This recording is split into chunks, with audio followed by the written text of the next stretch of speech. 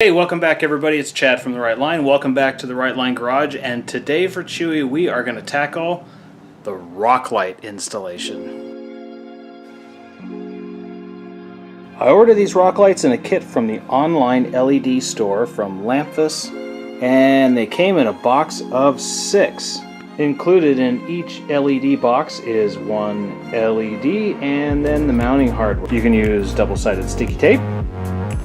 There's a flat-mounted rubber mount like this, and then there is a round bar or tube bar attachment. Also comes with all the necessary hardware and some instructions.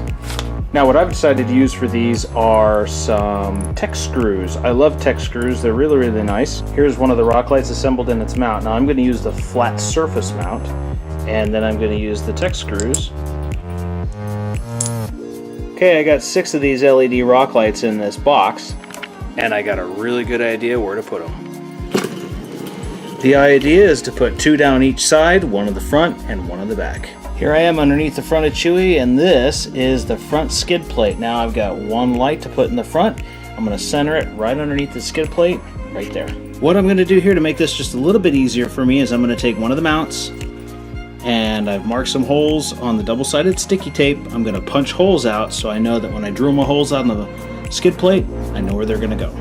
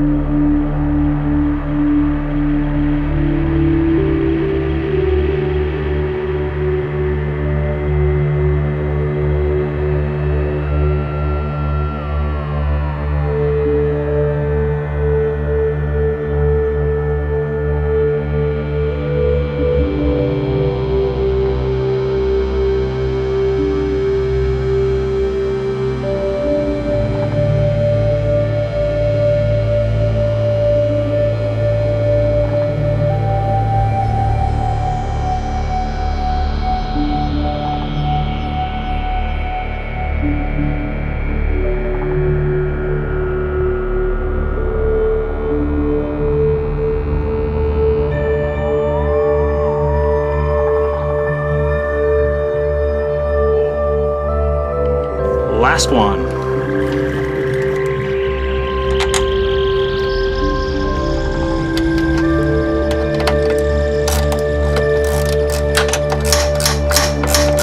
All right, now we got all the lights mounted up. Let's talk about wiring. We're going to start wiring up these rock lights, and I'm going to tell you that ordinarily I am not a big fan of these kind of connectors, but in this case, these rock lights, if I damage one of them or if somehow or some reason I need to replace it, I don't want to have to cut and snip the wire. Typically I like using the heat shrink butt connectors. Those are watertight and I like them a lot. But this time we're going to try these.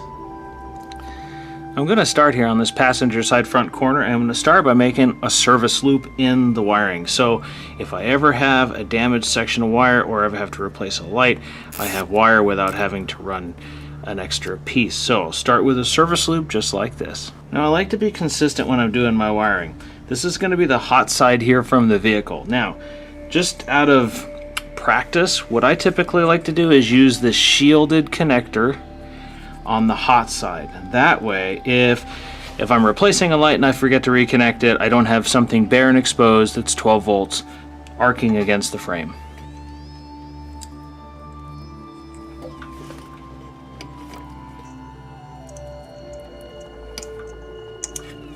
And then be extra diligent to make sure that you put the corresponding connector on the accessory.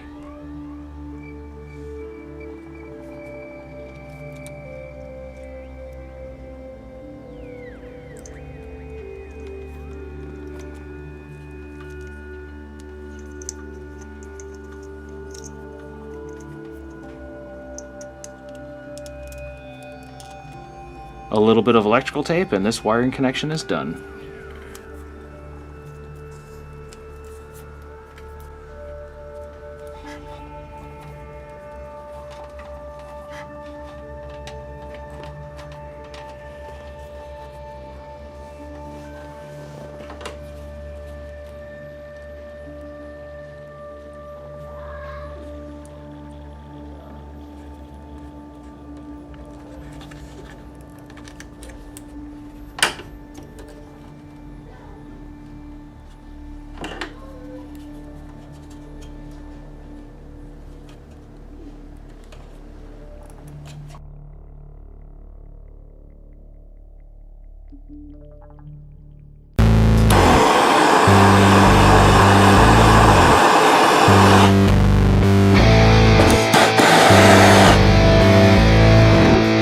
Okay everybody, here I am making my last connections here for all my rock lights. Now you remember way back when I installed this Rough Country MLC6, and the purpose of that was to make all of these electrical connections so much easier, and they're fused and they're relay protected, and which makes that a nice clean installation. So we're going to get this finished up and test these lights out.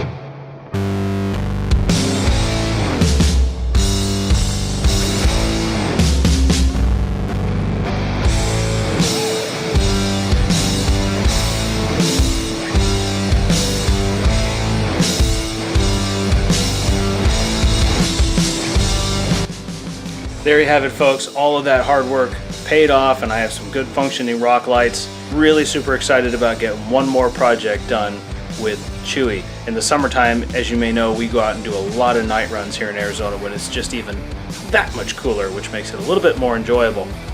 If you're finding me for the first time, please consider a like or a comment or a share. I read every comment, even a subscription. And if you'd like to support this channel by means of more than just a subscription, I've included 3 ways down below in the description. Thanks for watching, and I'll see you again next time.